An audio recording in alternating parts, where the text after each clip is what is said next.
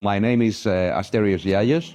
I work for Hellenic Petroleum group of companies, which is a subsidiary of Hellenic Energy group of companies. My name is Evangelos Moraitis, and I work in DROBOTiQS. We do tank inspections, pipe rack inspections, flare stack inspections. So the traditional way is either scaffolding or using a crane with a basket in order to physically approach the equipment that you want to inspect. In the late few years, we've been also working with confined space drones for visual monitoring, visual inspection, as well as thickness measurements, which is quite new for the industry.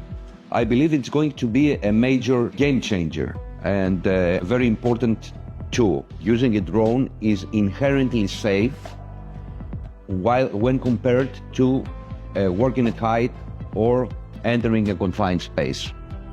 If I could guess the risk, it would be an order or 2 orders of magnitude less. So we've been experimenting with drones on pipe racks, meaning elevated pipelines that are not easily accessible. And it's much easier to use a drone for at least a spot inspection of these kind of pipelines compared to scaffolding them, which is costly and time-consuming. With a drone, the storage tank inspection is faster because you don't have to build a scaffolding in all the tank or to use ropers. That means they have to climb about 40-50 meters high. You save time and reduce the cost. We don't know the prices, but a quick approach is that is 1/3 cheaper than the traditional methods, at least 1/3. The speed is sometimes 1 to 5. We have done a couple of FCC inspections. FCC is extremely challenging environment. It's total dark.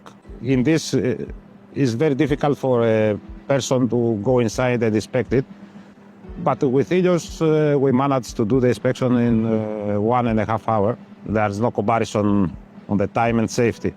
Our experience is that it is a tool with great potential, because both in terms of cost, time, and safety, these are always interrelated. Confined space drone or a drone in general can go where people can't easily go or you don't want them to go. And you can save on, for example, scaffolding or crane expenses, lifting equipment. At the same time, reduce your risk on humans and reduce the cost. I mean, it's a win-win situation using drones.